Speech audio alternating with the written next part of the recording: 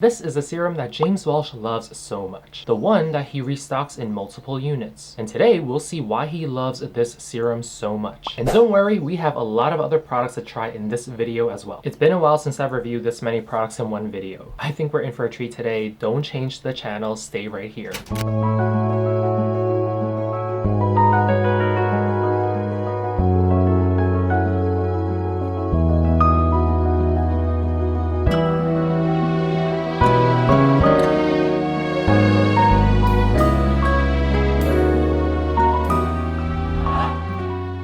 Hi, hello, 안녕, Ray입니다. 반갑습니다. Welcome back to my channel, and if you're new, welcome. I am Ray, and if you don't know who I am, that's okay because you can find out more about me here on all social media platforms. That was so cheesy, but I kind of liked it. My skin type is oily, sensitive, reactive, dehydrated, and sometimes, depending on the season, it can also be combination. Alright, settle down, kids. Today we're talking about SUNGBOON Editor. They have so many serums. I got 3 of them today. I also got their famous toner and their newest product here, which I'm going to talk about later. But you also might be wondering, what does the word SUNGBOON even mean? And I'll tell you what, SUNGBOON is a Korean word. The term SUNGBOON means ingredients, components, or constituents. In Chinese Cantonese, it will be pronounced sing, fun. And that's for all the Canto speakers on this channel.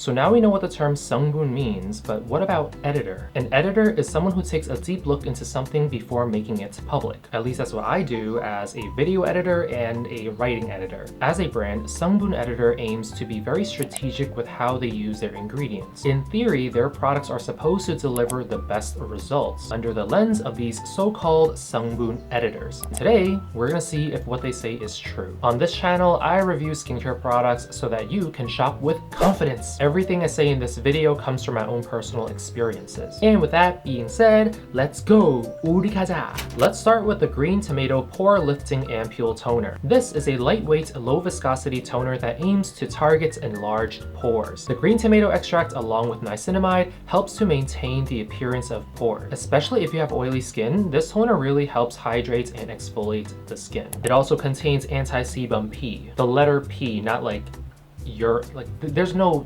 P in here. There's anti-sebum, like P. LMNOP, P, not P, you know?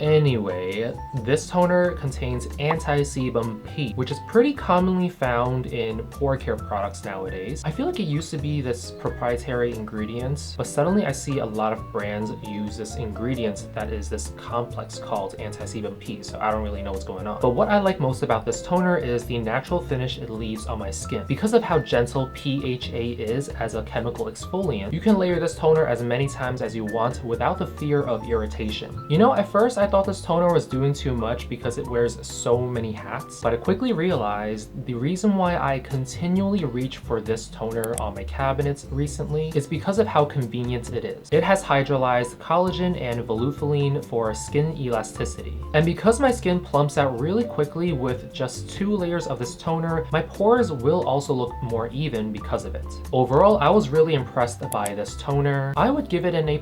I know the main goal of this toner is to control sebum and pores, but I also found it very helpful with acne flare-ups, especially when it came to cystic acne. And because this toner worked so well for me, I was even more curious about the ampoule after using the toner. So now let's take a look at James Welsh's Holy Grail. In other words, let's take a look at the Green Tomato Pore Lifting Ampoule Plus. This is a thick serum that aims to target pores and flare-ups just like the toner. And at first I was worried about the viscosity because my skin does not do well with thick serums. But the thickness quickly became watery the moment it made contact with my skin. I found that this serum is much stickier than the toner. Remember how I said the toner gives you that natural finish on your skin? So does the serum, except the serum does leave a very tacky finish. The toner, on the other hand, feels more natural. I can feel my actual skin after the toner sets, but I feel like that's the only major difference between these 2 products. Functionality wise, I feel like they do pretty much the same thing. Both the toner and the serum are designed to remove dead skin cells and clear any excessive sebum. But another benefit is to restore elasticity to the skin. By maintaining the sebum production in our pores, our skin will instantly appear more even. And that is actually thanks to the anti-sebum P in the product. And don't worry about the exfoliation because this serum has allantoin to soothe the skin from possible irritation. You can find this serum in 2 volume sizes,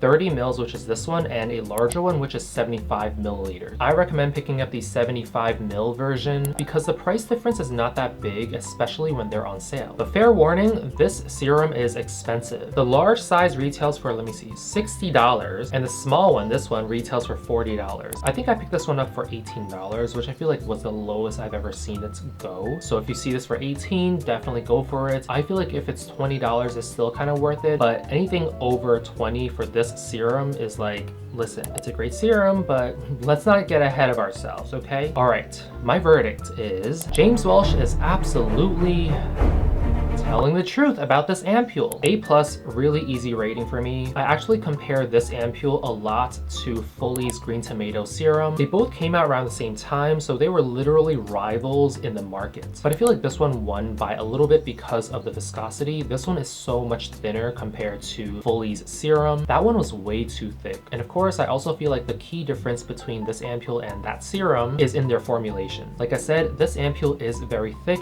but it melts into the skin very, very quickly, whereas the other serum, that one sits on my skin for so long to a point where it almost irritated my skin. Between the two, this one definitely feels more luxurious when it came to experiences.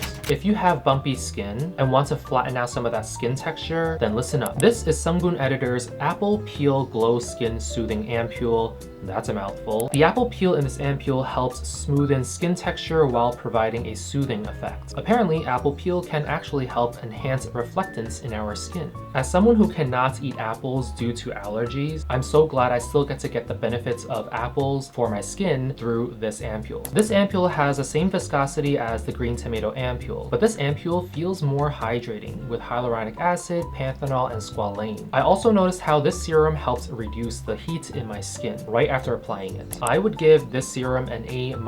I like the hydration, and it really helps keep my rough skin texture at bay. But compared to the Green Tomato ampoule, this one is even more sticky compared to this one. Remember how I said this one is too sticky? This one is even more sticky, which is really surprising to me because I feel like for sure this one seemed to be more lightweight in the bottle. This one looks really goopy. This one looks really watery in the bottle. But once I took this out of the bottle, it was very, very viscous. So because of those few reasons, that's why it lost some points. Now, if you're wondering if SUNGBOON Editor has any products that can help fade dark spots, then this ampoule might be for you. This is their Meoru Podo Vita C Dark Spot Ampoule. Meoru in Korean refers to wild grapes, and Podo is just grapes in Korean. And they call this the Meoru Podo Ampoule because they're highlighting the fact that they source their grapes in Korea. At first glance, this serum is stacked with every star ingredient known to fade dark spots. Grape extract, which is high in antioxidants, vitamin C, in other words, ethyl ascorbic acid, tranexamic acid, or TXA, the hottest dark spot fading ingredients these days, niacinamide, and resveratrol, which is derived from grapes and meant to target blemishes. And these active ingredients are encapsulated in these tiny little beads that pop upon contact. This way, the ingredients are kept fresh. However, as much as I love the watery consistency and formulation, I cannot say that this serum helped me with